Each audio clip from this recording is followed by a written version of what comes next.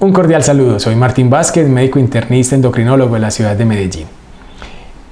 A continuación, vamos a tener la oportunidad de discutir un tema bastante relevante y es cómo elegir entre un agonista del receptor de GLP-1 y un inhibidor del SGLT2 en aquel paciente diabético con enfermedad cardiovascular. Yo podría arrancar diciendo que la realidad es que estamos viviendo un momento maravilloso. Hasta hace unos años, en diabetes, nosotros solamente queríamos tener control de la glicemia e impactar en los desenlaces microvasculares, como retinopatía, nefropatía, neuropatía. Y teníamos medicamentos que habían demostrado que lograban disminuir estas complicaciones micro, metformina, sulfonilureas, insulina. Pero no íbamos más allá. No teníamos ningún medicamento que nos permitiera impactar en lo que llamamos hoy en día desenlaces macrovasculares, desenlaces desde el punto de vista cardiorrenal, que eran fundamentales porque son los que más impactan la expectativa de vida de nuestros pacientes diabéticos. Ahora estamos viviendo una era gloriosa, estamos viendo una luz al final del túnel porque de un tiempo para acá ya impactamos dicha morbimortalidad.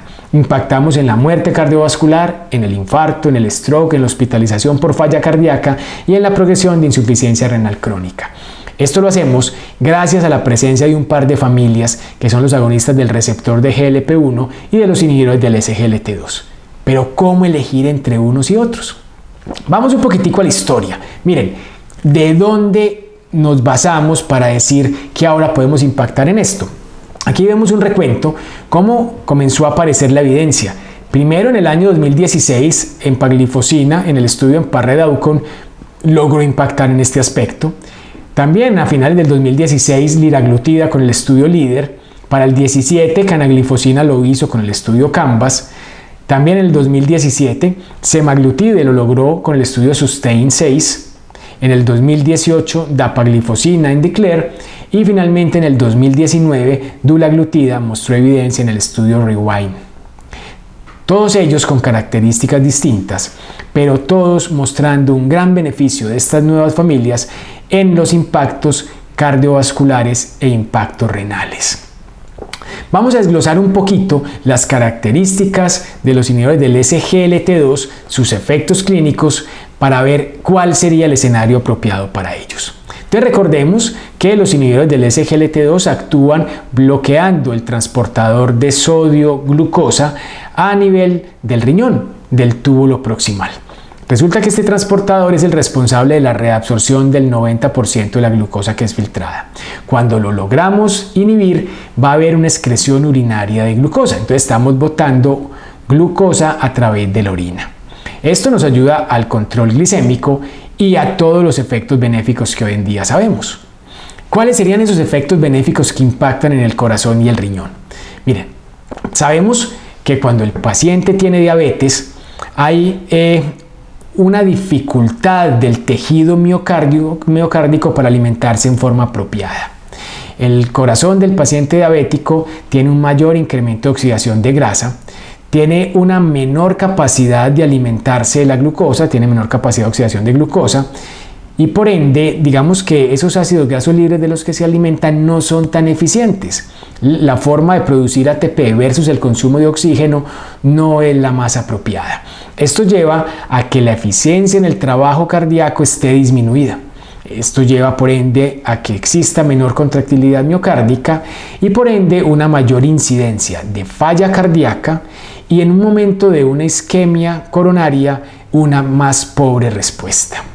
Cuando utilizamos un inhibidor del SGLT2 resulta que se da un cambio en todos estos sustratos energéticos. Con la glucosuria va a disminuir los niveles de insulina y al disminuir los niveles de insulina también incrementan los niveles de glucagón. Esto genera que se produzca una producción de cuerpos cetónicos a nivel del hígado, ¿sí? Específicamente se incrementa el beta-hidroxibutirato. ¿Esto qué importancia tiene? Cuando estamos en el contexto de un inhibidor del SGLT2, disminuye la oxidación de las grasas, se mejora la oxidación de glucosa por parte del corazón, pero sobre todo se incrementan las concentraciones de beta-hidroxibutirato. Este beta-hidroxibutirato termina siendo un supercombustible para el corazón, mejora esa relación de producción de ATP con consumo de oxígeno y mejora la eficiencia del trabajo miocárdico. Por ende, su contractilidad incrementa, el corazón se hace más fuerte, se genera menor incidencia de falla cardíaca y mayor resistencia a la injuria. También en el contexto del tratamiento con inhibidores del SGLT2 hay una inhibición de una molécula de la que poco hablamos y son los NHE, intercambiadores de hidrogeniones y sodio. Esto a nivel del corazón, a nivel renal y a nivel de la vasculatura, los cuales también se relacionan con reducción de eventos cardiovasculares. A nivel renal, ¿qué ocurre? Miren, generalmente en los pacientes diabéticos, como hay un aumento de la reabsorción en el túbulo proximal de la glucosa, y la glucosa no va sola a través de esos transportadores, sino también va acompañada de sodio, la orina que llega a la mácula densa es una orina que está diluida, que es pobre en glucosa, obviamente, pero ahora se convirtió en que es pobre en sodio también. Esto es captado por la mácula densa como que le falta presión de perfusión. Entonces, ¿qué ocurre? Hay un incremento en la filtración porque hay una constricción de la arteriola aferente. Se aumenta la filtración a nivel del glomérulo y de esa manera hay un daño a nivel renal. Esta hiperfiltración va generando inflamación, va generando fibrosis y muerte de cada una de estas nefronas y allí empieza el daño renal. Cuando nosotros utilizamos un inhibidor del SGLT2, recordemos que se bloquea la reabsorción de esa glucosa, pero también se bloquea la reabsorción del sodio. Entonces ustedes podrán imaginar que a la mácula densa ya llega una orina que está cargada de sodio.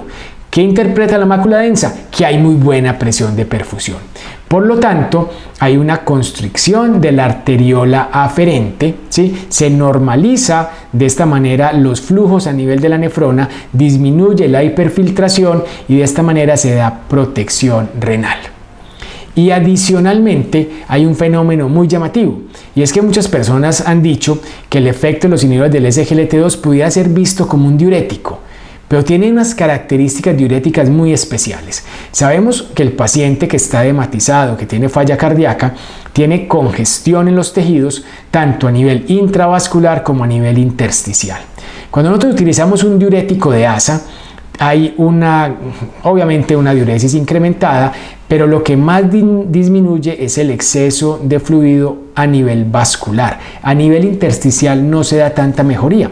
Lo que es llamativo con los inhibidores del SGLT2 es que esa disminución del edema y del exceso de líquido se da tanto a nivel vascular como a nivel intersticial. Los tejidos intersticiales también mejoran. Todas esas características que nos han mostrado en los estudios clínicos. Ustedes están viendo acá los resultados del estudio EMPA-REG OUTCOME. En este estudio se hizo un análisis como desenlace primario de un MACE de 3 puntos que incluía mortalidad cardiovascular, incluía el infarto no fatal y el stroke no fatal. Y ustedes ven cómo es claro el beneficio que se obtiene con empaglifosina. Y ahí les señalo que ese beneficio empieza muy temprano. Miren ustedes que por allá al tercer mes de estar en el tratamiento ya se separan las curvas, ¿sí?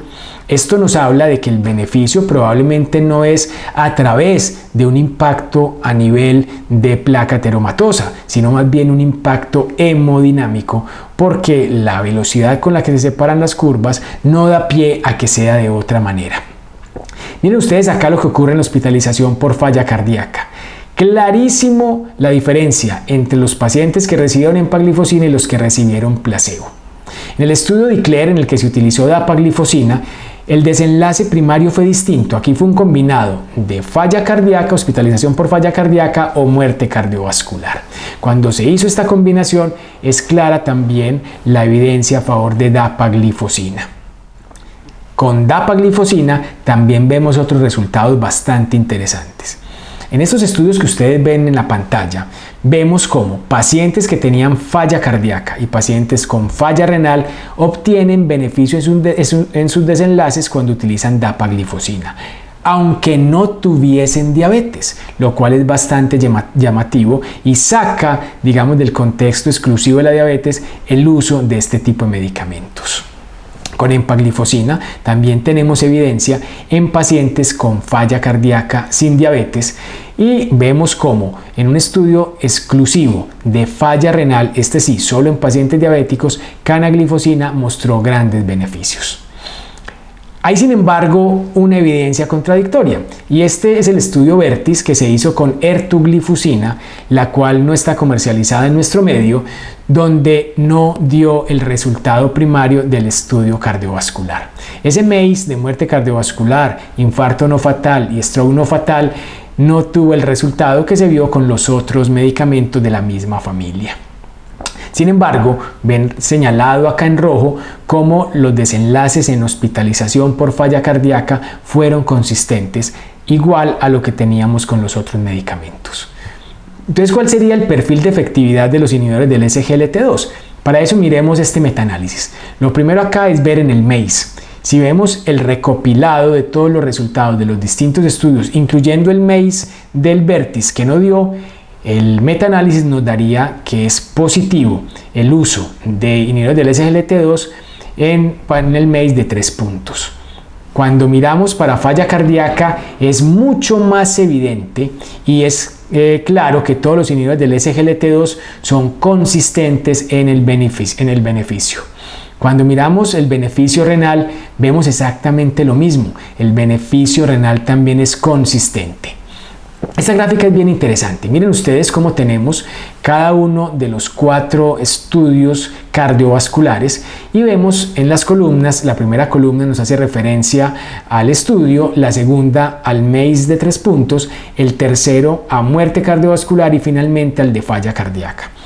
Cuando están señalados en verde significa que fueron efectivos y vemos, arranquemos por el final, que en falla cardíaca no quedó la menor duda, hay un beneficio sustancial, mientras que en el MACE solamente podríamos decir que en esos 3 puntos de muerte cardiovascular, infarto y stroke no fatal, solo EMPA-RED OUTCOME y CANVAS fueron efectivos. Los otros no lo demostraron y en muerte cardiovascular solo el EMPA-RED OUTCOME.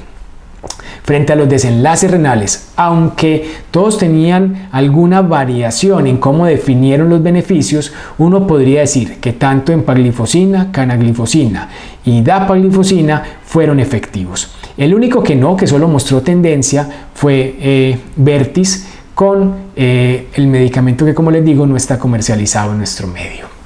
Entonces, ¿qué podemos concluir con los inhibidores del SGLT2? Que la eficacia de la clase terapéutica al MACE es modesta, que EMPA-RED OUTCOME fue significativo en el MACE debido principalmente a su efecto sobre mortalidad cardiovascular, pero no por stroke o por infarto del miocardio. CANVAS lo logró con una combinación de los 3 puntos y DECLARE y VERTIS solo mostraron tendencia. En muerte cardiovascular, solo EMPA-RED OUTCOME encontró reducción significativa y hay una respuesta heterogénea de los beneficios de la clase porque los otros no mostraron dicho beneficio.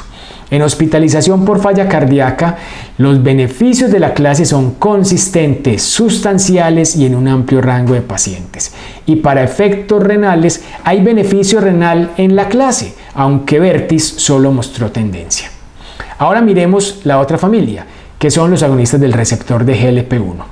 Lo primero es que tenemos que resaltar que estos agonistas disminuyen la inflamación, tanto a nivel intestinal como a nivel sistémico, dando como consecuencia una reducción de la inflamación que generalmente está presente en los pacientes con diabetes y con obesidad. El GLP-1 atenúa el desarrollo de aterosclerosis. ¿Cómo? Reduciendo la adhesión de monocitos y macrófagos en los vasos sanguíneos. Segundo, ya en la placa como tal disminuyen los macrófagos y todas esas metaloproteinasas que pudieran llegar a favorecer la ruptura de la placa. Y después de que aparece la isquemia, reduce la inflamación en el miocardio. Durante una oclusión de la arteria coronaria, los agonistas de GLP-1 se asocian con disminución del tamaño del infarto, mejoría en la supervivencia y preservación de la función ventricular. Los agonistas del receptor de GLP-1 mejoran la captación de glucosa por el miocardio y por ende favorecen su utilización en el miocardio no isquémico. También disminuyen la agregación plaquetaria, mejoran la función endotelial independiente de los cambios en la insulina plasmática y a nivel renal incrementan la natriuresis y producen vasorelajación. Entonces vemos que su mecanismo de acción es distinto al de los inhibidores del SGLT2. A través de receptores directos que se conocen tanto en el corazón como en los vasos sanguíneos, generan un ambiente propicio para el buen funcionamiento de ambos y disminuyen sobre todo la formación de placa aterosclerosa. Aquí vemos estudios muy claros que nos muestran cómo, por ejemplo, liraglutida disminuyó el tamaño del infarto y mejoró la sobrevida de ratones luego de que se les ligara la arteria descendente anterior izquierda.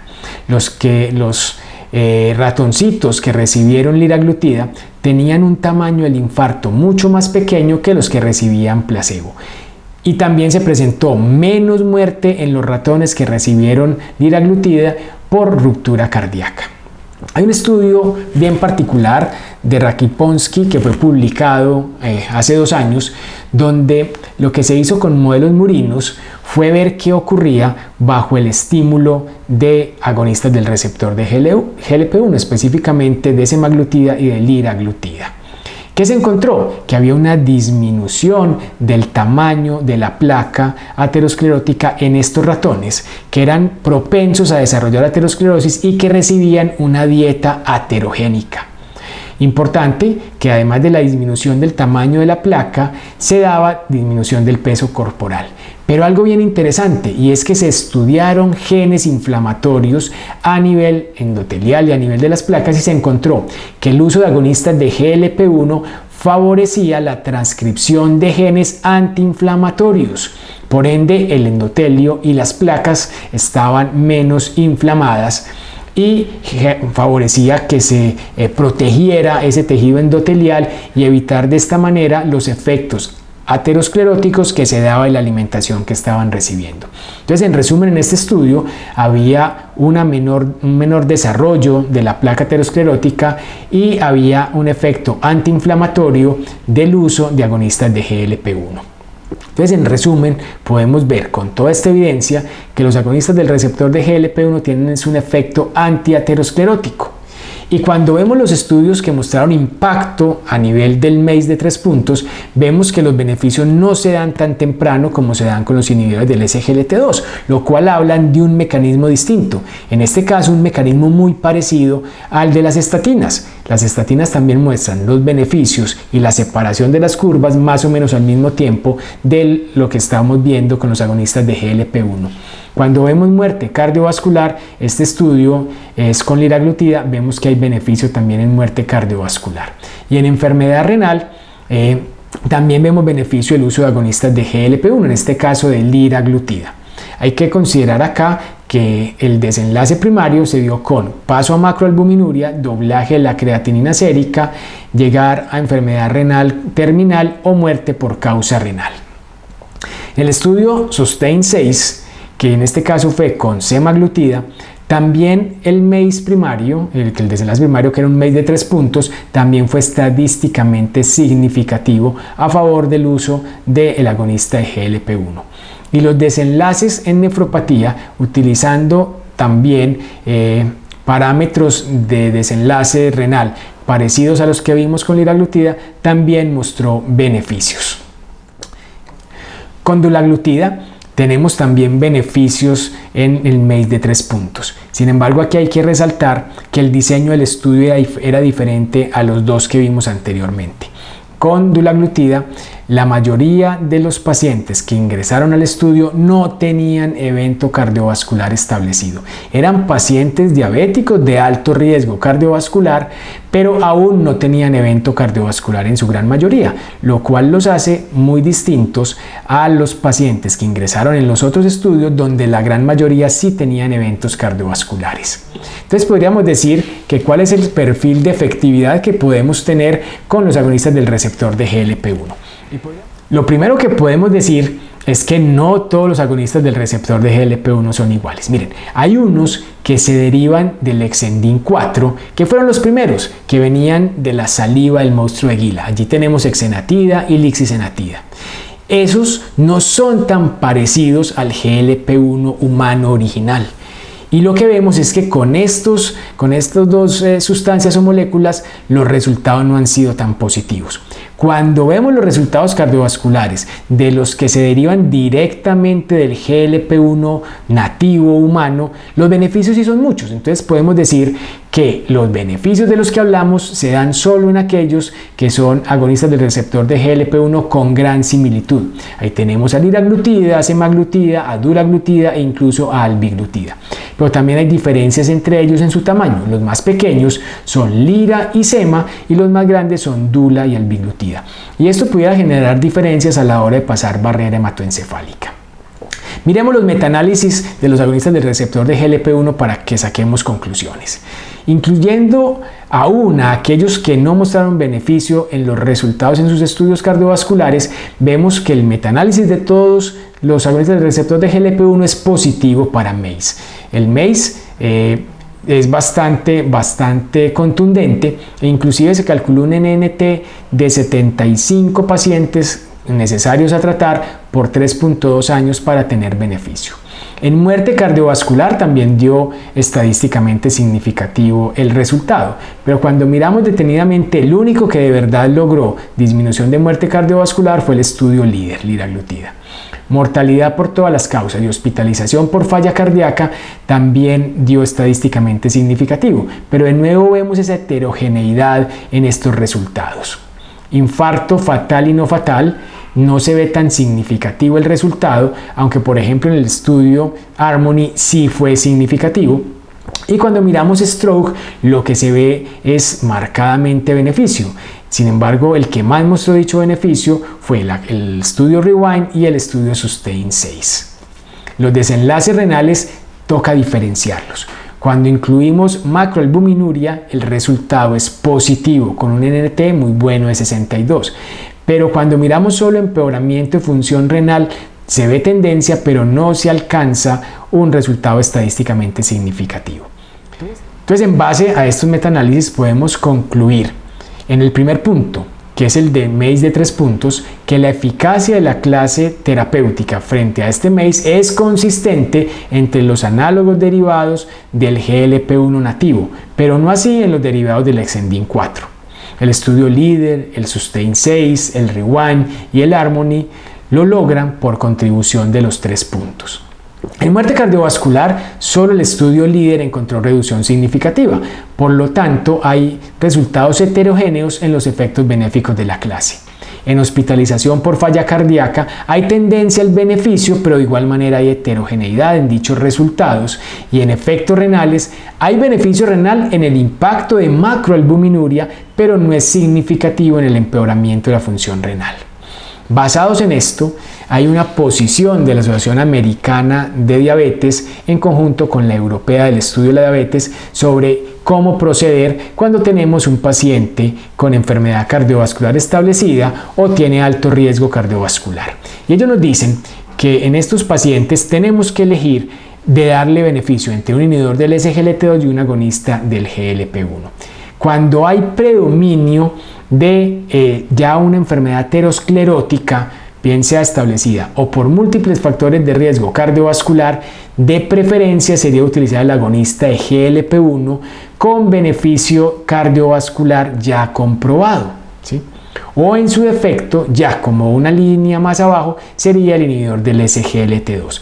Pero cuando tenemos predominio aterosclerótico, se prefiere utilizar el agonista de GLP-1 y no hay que esperar a tener el evento cardiovascular ya establecido, sino con indicadores de alto riesgo, este sería el camino.